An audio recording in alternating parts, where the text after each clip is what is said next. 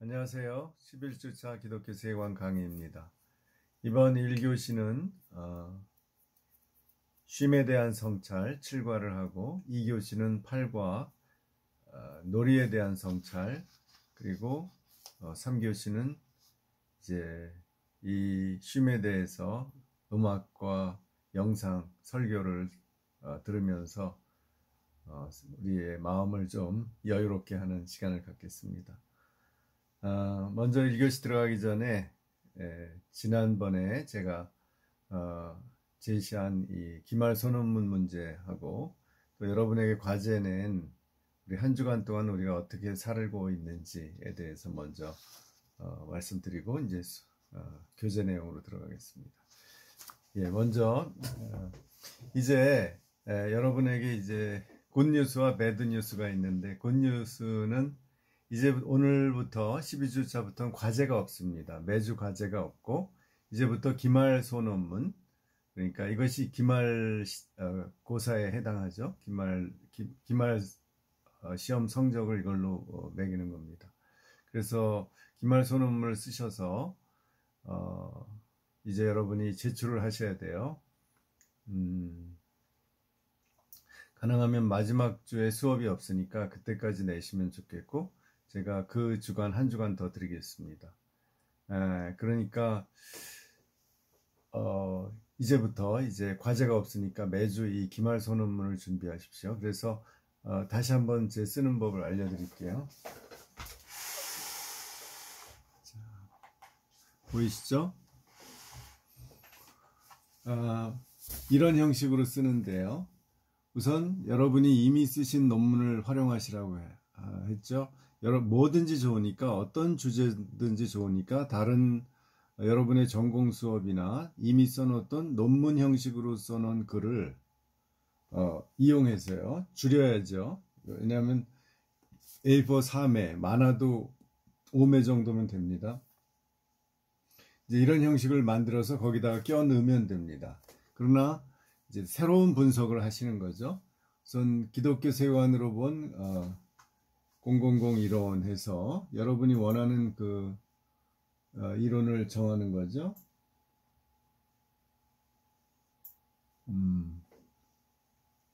자, 그래서 제목을 정하시고, 그 다음에 목차에서는 처음에 들어가는 말, 이거는 뭐 어느 논문이나 똑같죠. 그래서 논문의 목적, 이 논문의 문제 제기가 무엇이고 어떻게 해결할 것인가를 논문의 목적에 쓰시고, 논문의 방법, 이 논문의 주장을 해결해 나가는 그 방법이나 논리, 어떤 특정 이론을 사용하셔도 좋고 아니면 나 나름대로의 어떤 방법론을 제시해도 좋죠. 그 다음에 논문의 내용, 이 논문의 내용을 단락별로 이렇게 요약하는 거죠, 보통. 그 다음에 마지막으로 논문의 의 및 한계, 이 논문이 얻어낸 결과의 의의가 뭐냐, 기여가 뭐냐, 그리고 그 한계는 무엇이냐. 보통 시작하는 서론인 들어가는 말에서는 그 정도를 쓰시면 충분합니다. 두 번째 단락에서는 여러분이 다루는 그 특정 이론에 대한 소개를 하는 겁니다. 그런데 이거를 많이 쓰면은 이 논문이 커지니까 들어가는 말 0.5매, 그 다음에 이 이론에 대한 그 000 이론에 대한 핵심적 소개, 개념 소개를 하면 돼요. 방법론이나 그것이 1매 정도면 되고요. 그 다음에 이제 3, 여기서 이제 이 논문의 이 과제에 아주 중요성이 있는 거죠. 여태까지 안 해보신 것인데, 그 여러분이 택한 이론에 대한 기독교 세관적 분석을 하는 겁니다. 그래서 우리가 쉽게 창조, 타락, 구속의 관점에서 그 이론을 보는 겁니다. 어떤 이론이든지. 그래서 이러면 창조의 측면이 있는가, 그 이론에, 또 타락을 인정하는가, 타락의 측면을 인정하는가, 그 다음에 구속의 차원을 또 인정하는가, 그런 면에서 보는 거죠. 그리고 구속의 차원에서는 성령의 역사, 성령론적인 관점도 들어갈 수 있어요.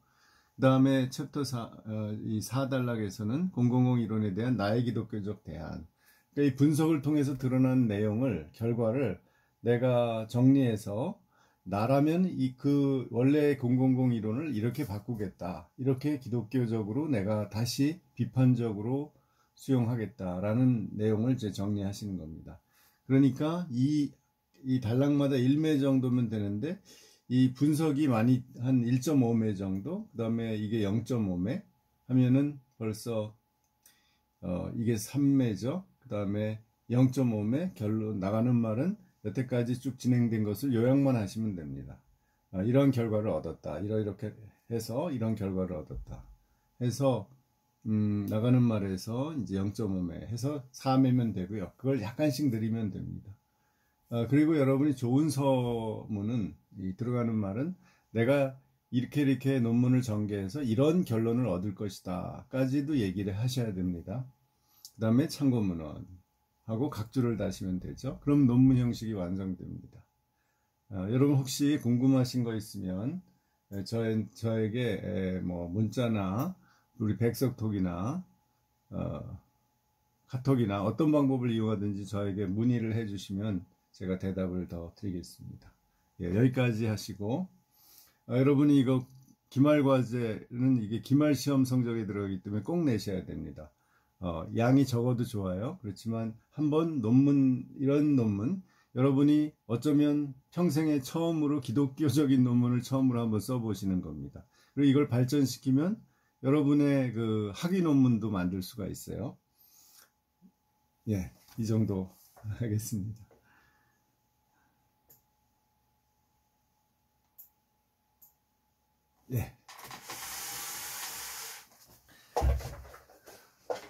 좀 부담되시죠? 그래도 이 공부는 부담이 되는 게 당연한 거고요. 이렇게 시도를 해보면 이럴 때 아니면 언제 하겠어요?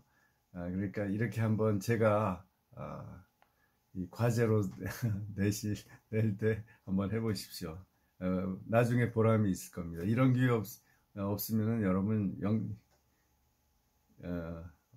영영 안 쓰실 수도 있어요. 자, 두 번째 과제풀이를 하겠는데요.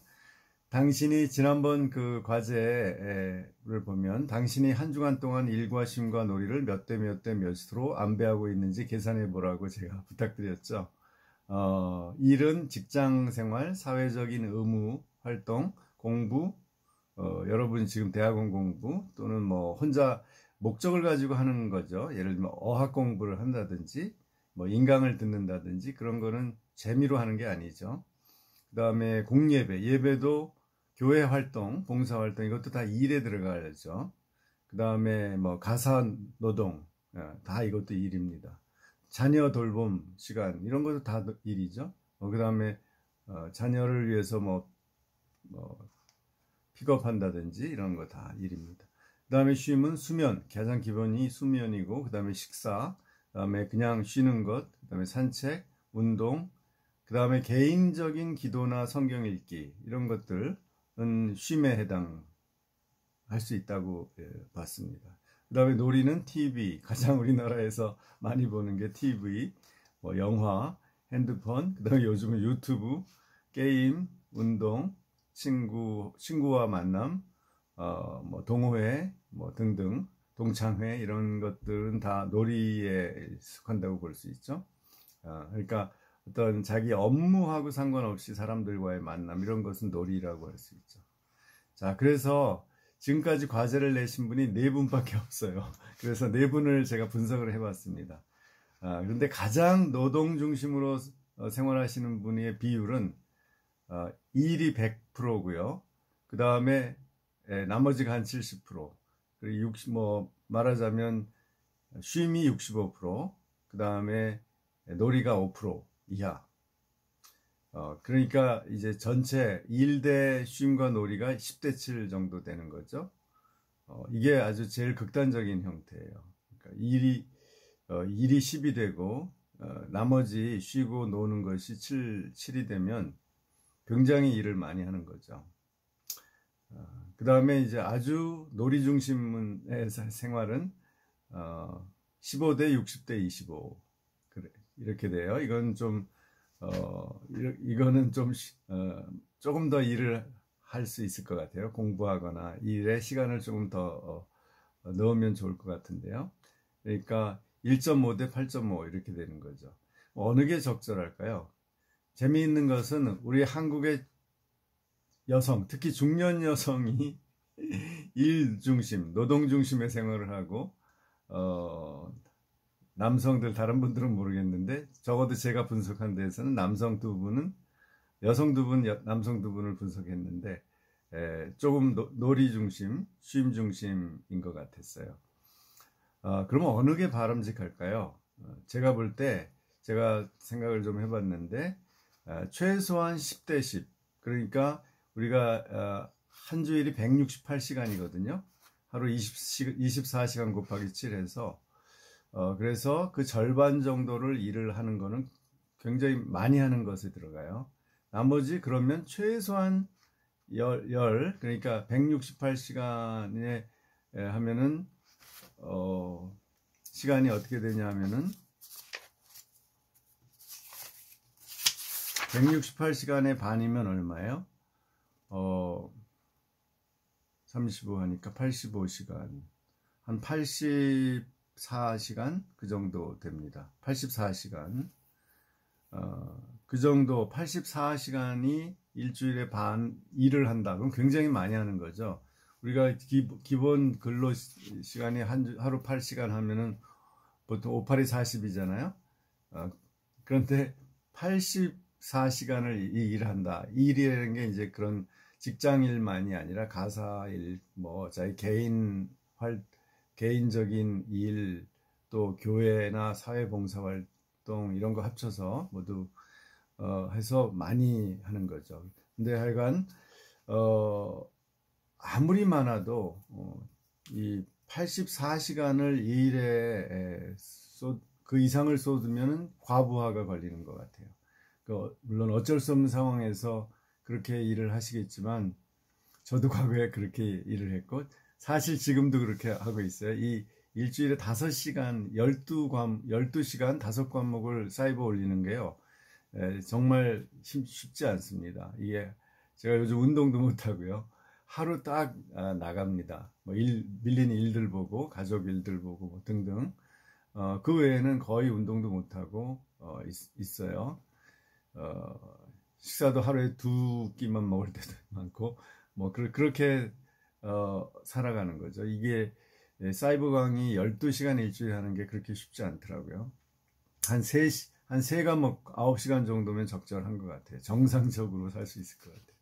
자, 그래서 우리가 과도하게 일을 하는 거죠. 우리 한국 사람들이 그렇고 특별히 우리 대학원에 와서 공부하시면서 일과 가정을 병행하시기 때문에 또 교회 일도 하시고 그래서 좀 эк스트림한 겁니다. 이렇게 10대 7 정도로 사시는 것은. 그래서 5대 5 정도 아무리 많아도 그 좀 줄이시는 게 좋고 또 그 이하는 알아서 관리하시지만 조금 한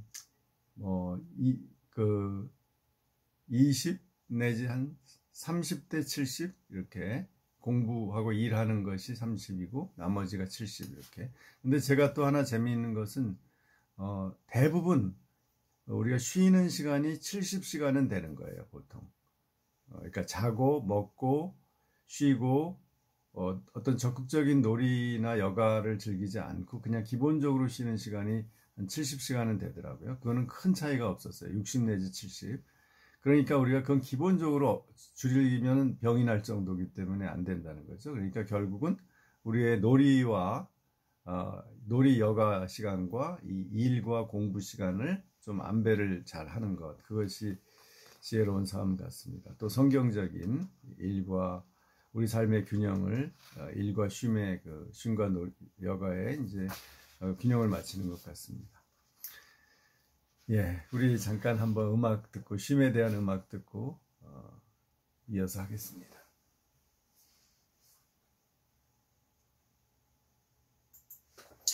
나무엔이라는 가수의 CCM 찬양입니다.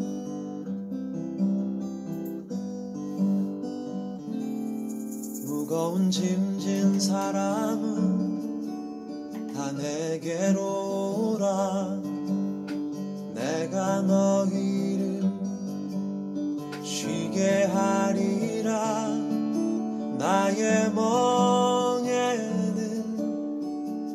내기 쉬우니 너희 영혼이 쉼을 얻으리. 나의 아버지 주를 찬양합니다. 하늘과 땅에 주님을 찬양합니다. 스스로 높은 자들에게 은혜를 감추시고 어린아이들에게 나타내십니다. 다 내게로 오라, 모두 나에게 나오라. 그 무거운 짐 내려놓아라. 내 너를 지키니 너를 쉬게 하리니 너의 영혼을 편케 하리니. 무거운 짐진 사람은 다 내게로 오라. 너희 영혼이 쉼을 얻으리.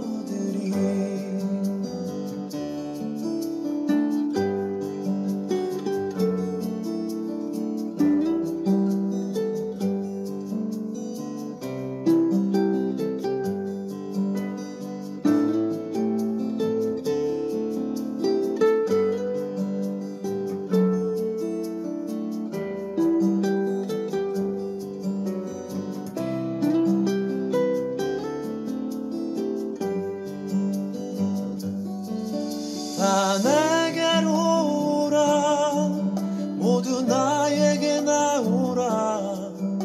그 무거운 짐 내려놓아라. 내 너를 지키니 너를 쉬게 하리니 너의 영혼을 편케 하리니. 무거운 짐진 사람은 다 내게로 오라. 내가 너희를 쉬게 하리라. 나의 멍에는 매기 쉬우니 너희 영혼이 쉼을 얻으리. 나의 멍에는 매기 쉬우니 너희 영혼이 쉼을 얻으리. 너희 영혼이 쉼을 얻으리.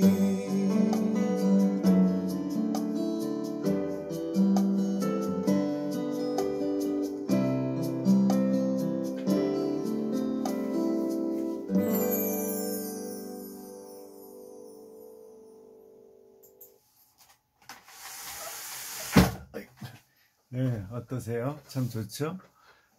이렇게 음악도 들으면서 산책과 운동도 즐기면서 이렇게 살아가는 것이 하나님의 뜻이라는 것을 저도 늦게 깨달았어요. 저는 과거에 철저하게 일 중심으로 살고 학교 일도 하고 또 논문도 써야 되고 강의도 많이 하고 또 뭐 학회 활동도 많이 하고 등등 이렇게 하다 보니 저는 딱 방학 되면은 무박 2일 어떻게 여행하냐면 새벽 3시에 떠나서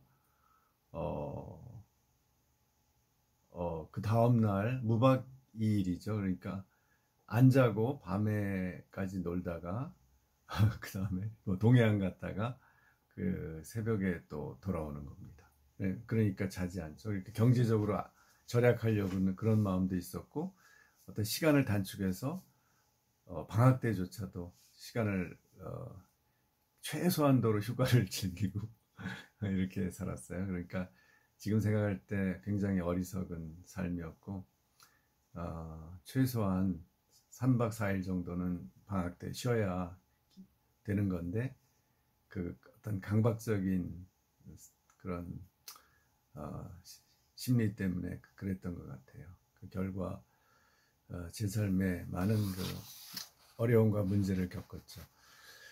자, 그래서 우리가 쉼을 못하는 이유가 뭔가 보면은 우리 이제 개혁주의의 예가 이 책에 나오죠. 처음에 예를 들면은 이 개혁주의자 중에 이제 노동조합이 있는데 미국이나 카나다는 CRC라는 미국 개혁교단에서 만든 노동조합이 있습니다. 거기에 사람들이 이런 얘기를 한다는 거예요. 저는 쉴 때마다 죄책감을 느낍니다. 사실 저는 칼빈주의자이기 때문에 일을 할 때도 죄책감을 느낍니다. 더 잘해야 된다는 강박감. 그러나 쉴 때 더 많은 죄책감을 느낍니다. 쉬는 거는 죄라는 의식을 자기도 모르게 한다는 거죠. 그래서 제가 지난 시간에 창세기 1장에 동사를 히브리어가 생각 안 났는데 바라라는 거예요. 창세기 1장이 히브리어로 브레시트 바라 엘로힘 에트 하샤마임 베 에트 하 에레츠 해서 하나님이 태초에 하나님이 천지를 창조하셨다 할 때 창조하셨다 만드셨다라는 동사 바라하고 또 창세기 2장 15절에 하나님이 사람을 이제 에덴 동산에 두시고 그것을 경작하게 하시고 지키게 하셨다. 그 말씀에서 경작하게 했다는 말이 아바드라는 말인데 아바드는 원래 일하다 이렇게 울타리를 세우다 이런 건데요. 경작하다 울타리를 세우다 그것이 숭배하다 경배하다 섬기다 이런 뜻도 또 있어요. 그래서 나중에 예배하는 것을 또 아바드라고 하죠. 그러니까 이렇게 상당히 하나님의 이제 이 여러 측면 중에서 이 일하는 것, 하나님이 일하시고 창조하시고 지키고 관리하고 이런 것에 이제 강조를 두는 것이 개혁주의라는 거죠. 오죽하면 막스 베버가 독일의 사회학자죠. 프로테스탄트 윤리와 자본주의 정신에서 이 칼빈주의자들이 가진 태도가 세계 내적 금욕이다. 인너벨틀리히 아스케제 그래서 이 세상 속에 살면서 수도사들처럼 금욕을 실천한다. 이것이 직업 소명론에 의해서 하나님 앞에서 하나님의 영광을 위하여 산다는 것은 그런 거다라고 보는 거죠. 그러나 이제 막스 베버가 잘못 본 것은 칼빈주의자들이 노동을 통해 구원을 확인하는 건 아니었어요. 그렇게 얘기를 하는데 그렇지 않고 노동을 통해서 삶의 목적을 달성하고 삶의 목적인 하나님께 영광을 돌리려고 했죠. 그건 맞는 말이에요. 그래서 하여튼 이런 태도가 있었던 건 분명하고 예를 들면 지금 칼빈이 했던 제네바의 제일 잘 살잖아요. 시계, 정밀공업 이런 게 엄청나게 발달했죠. 금융업도. 또 예를 들면 프랑스의 칼빈주의자들을 위그노라고 하는데 이 사람들이 프랑스의 상공업을 주로 상공업자들이에요. 그러니까 굉장히 근면하고 열심히 일하는 사람들이었죠. 귀족이 아닌데. 그래서 이 칼빈주의자들이 나중에 박해를 받고 외국으로 많이 나갔는데 그래서 프랑스의 상공업의 발전이 굉장히 타격을 받았다고 그래요. 하여튼 이런 분위기가 있는 게 사실이죠. 우리나라에도 이런 장로교 옛날 어른들 보면 하여튼 부지런하고 근검절약하고 이런 것이 아주 기본적인 삶의 형태였던 것 같아요. 그런데 이거는 좋은데 성경에 하나님의 하신 일 중에서 일이 아닌 하나님이 하신 것 중에서 중요한 게 있죠. 그게 바로 뭐예요? 안식이죠. 샤바트. 우리가 그러니까 이 아까 말한 바라하고 아바드 측면하고 이 샤바트 측면, 안식과 쉼의 측면이 하나님이 다 계신데 이쪽으로 치우쳤다는 거죠. 이거는 이제 우리 누가복음 15장 29절에 나오는 탕자의 형의 논리하고 상당히 비슷해요. 동생이 그야말로 허랑방탕하게 불성실하고 아주 향락을 즐기는 동생이 아버지 유산을 미리 타서 나가서 다 그야말로 말아먹고 왔을 때 형의 태도는 정말 분노였죠. 아버지의 살림을 창기와 함께 먹어버린 이 아들이 돌아오매 이를 위하여 살찐 송아지를 잡으셨나이다. 정말 아버지한테 항의하는 거죠. 그런데 이것을 예수님은 잘못됐다고 보시는 거죠. 이건 아버지의 마음이 아니다. 성실과 근면만이 하나님의 유일한 기준이 아니다라는 거죠. 오히려 이런 그야말로 한량 같은 그 죄인한테 동생에 대해서 용서와 공감과 여유롭게 대하는 것의 필요성 그걸 이야기하죠. 그러나 또 성경에 무조건 놀아라 그런 거는 아니에요. 우리 그 데살로니가 후서 3장 10절에 보면 우리가 너희와 함께 있을 때에도 너희에게 명하기를 누구든지 일하기 싫어하거든 먹지도 말게 하라 하였더니 이렇게 이제 사도 바울이 말씀하죠. 그것은 이제 초대교회 상황에서 그 초대교회 교인들은 같이 그가 교회당이 없고 그때는 다 박해를 받았기 때문에 이제 가정 어떤 성도가 자기가 집이 좀 큰 사람이 가정을 오픈해서 거기가 교회 가정교회였죠 다. 거기에는 이제 만찬을 저녁에 하는데 그것이 이제 성찬식의 원형이죠. 최초의 형태죠. 애찬을 나누는 것이 성찬식에. 그래서 빵과 포도주와 뭐 기타 음식들을 나누는 거죠. 그런데 어떤 사람은 늘 음식을 가져오는데 어떤 사람들은 늘 그냥 빈손으로 와서 남이 가져오는 음식으로 같이 나누기만 하는 거죠.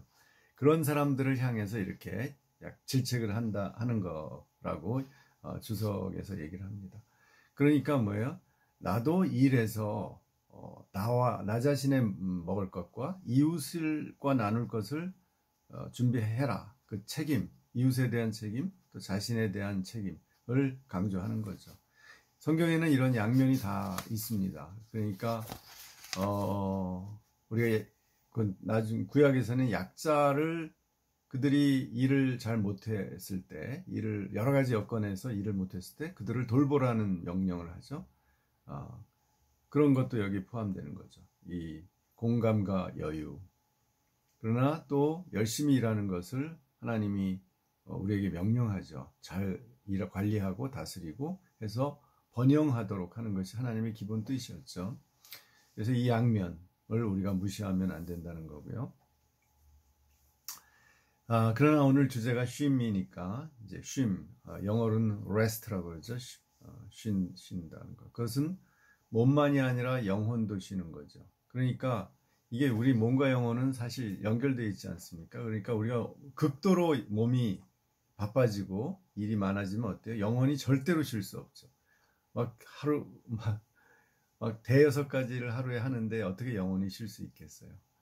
조용히 기도도 못 하죠. 이제 그래서 그렇게 계속하면은 이제 몸도 망가질 뿐 아니라 영혼도 피폐해지는 거죠. 이렇게 될 때 그것을 일의 우상숭배라고 합니다. 미친 듯이 성공을 위해서, 성취를 위해서 살아갈 때 일 중독, 성공지상주의에 빠질 때 그것이 우상숭배와 같이 되는 거죠. 이것을 방지하는 게 쉼의 역할이다. 세 번째로는 취미와 여가 활동. 이것은 이제 나중에 그 놀이하고 연결되지만, 그래서 인생의 다양한 경험을 하고 또 사회성을 개발하고 창의력을 개발하는 거죠. 그래서 가장 그 중요한 여기서 신학적 개념이 이 우리 교재에 보면 복은 일의 결과가 아니라 순종의 열매다라는 표현이에요. 그러니까 우리가 그야말로 이 인간 세상에서는 우리가 일을 열심히 하고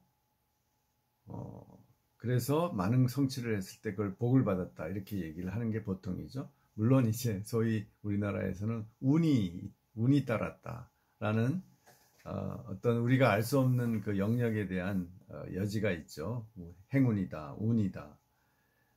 그러나 이렇게 이제 기독교적으로는 그럼 어떻게 보냐면 우리가 일한 만큼 결과가 나와서 우리가 복을 받는다. 이런 사고방식은 그야말로 인본주의라는 거죠. 하나님 없는 인본주의.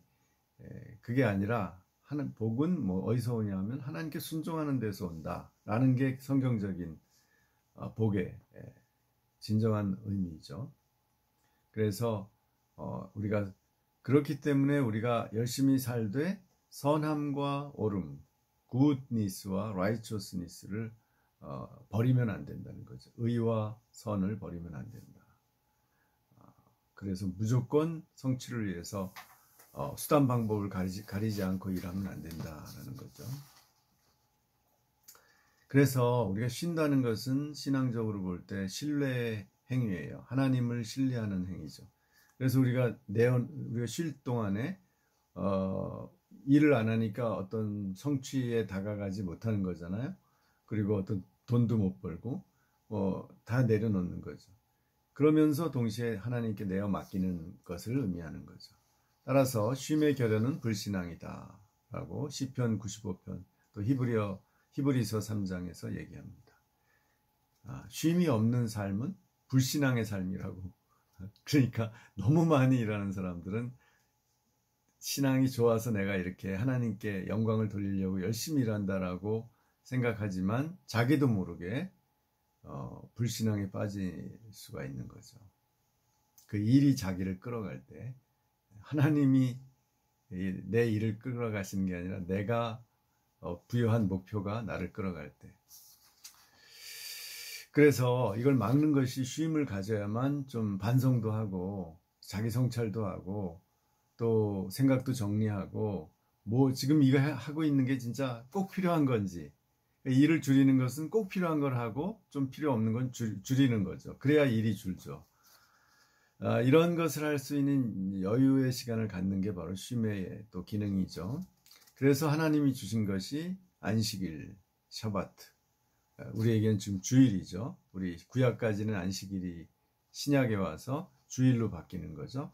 오순절 성령 강림 때 그때부터 예배를 우리가 드리게 됐거든요. 이 안식 후 첫날 예수님이 부활하신 날이면서 오순절 성령이 강림하신 날이 안식 후 첫날이거든요. 그게 바로 주일이죠. 그래서 우리에게는 주일이 안식일이 된 거죠. 예배 드리고 안식하고 우리 사랑의 교제를 나누고 이런 거죠. 그래서 성경에 특히 구약에 안식년, 7년마다 안식년, 50년마다 희년 제도가 있어서 이것이 사실 어떤 사회복지의 개념이죠. 그 다음에 일종의 휴가, 유급 휴가 이런 개념으로 발전했죠. 그래서 성경에 하여튼 안식, 특히 이 개혁파에서 주목받지 못한 이 안식이 매우 중요하다는 것이 오늘날 다시 강조되고 있습니다. 그래서 쉼의 궁극적인 의미는 우리가 하나님께 영광을 돌린다고 해서 우리가 하는 일이 하나님의 뜻을 이룬다라고 착각하면 안 되는 거죠. 하나님은 하나님께서 하나님의 나라를 이루시는 거지 우리의 노동을 근본적으로 어떤 꼭 네세서리 하지는 않은 거죠. 필수적인 건 아니에요. 다만 우리와 함께 일하시기를 기뻐하시기 때문에 우리가 같이 하나님을 따르도록 하는 거죠. 그래서 결국은 이 종말, 완성은 하나님의 절대 주권에 속한다는 거죠. 그래서 우리가 열심히 하다가 하나님의 나라를 위해서 또 어떤 하나님이 주신 사명을 위해서 이렇게 열심히 한다는 게 아까 무조건 일만 하고 쉬지 않고 놀지도 않고 그런 것이 아니라 어느 정도 균형을 맞춰가면서 열심히 달려가는 거죠. 그러다가 우리가 성취를 못하더라도 그것은 하나님께서 완성하실 것을 믿으면 되는 거죠. 우리 당대에 이루지 못해도 계속 우리 다음 후계자들에게 넘겨주는 거죠. 하나님이 이루시는 거니까 내 역할만 내 시대에 하고 우리는 안식하면 되는 거죠. 그래서 여러분 한번 톨킨이 쓴 반지의 제왕의 작가 톨킨 있죠. 톨킨이 아주 케임브리지 대학 중세문학 교수이면서 굉장히 독실한 카톨릭 신자인데 이 사람도 한번 이제 반지의 제왕을 쓰지를 못해서 엄청난 자료를 모아놓고 이렇게 굉장한 자괴감에 빠지고 그랬다 그래요. 그런데 이 사람이 그때 니글의 이파리라는 책을 단편을 썼어요. 그래서 그때 그걸 통해서 이제 하나님께서 비록 이파리 하나 그린 화가라도 하나님께서 그를 받아주신다. 그가 다른 어떤 선행들을 많이 했던 그런 것을 인정하신다라는 거죠. 자, 밀턴의 소네트를 읽으면서 이 시간을 마치겠습니다. 하나님은 빛을 차단하신 채 일만 강요하시는가? 나는 짓궂게 묻는다. 그러나 그러한 투덜거림을 막으려고 인내는 즉시 이렇게 답변한다. 하나님께는 사람의 노동도 드리는 예물도 필요하지 않다네. 자기의 쉬운 멍에를 가장 잘 견디는 사람들, 그 사람들이 하나님을 가장 잘 섬긴다네. 하나님의 주인은 왕의 지위, 수천의 종들이 하나님의 명을 받들어 쉴 새 없이 땅을 건너고 바다를 건너 전하고 있네. 그들은 또한 오로지 잠잠히 기다리시는 분을 섬긴다네. 그래서 여러분 여러 책들이 있죠. 그 던의 안식, 아브라함 헤셀의 안식, 또 마크 부캐넌의 하나님의 휴식, 또 밥 버퍼드의 하프타임 쇼, 이런 책들을 한번 읽어보시기 바랍니다. 첫 시간 마칩니다.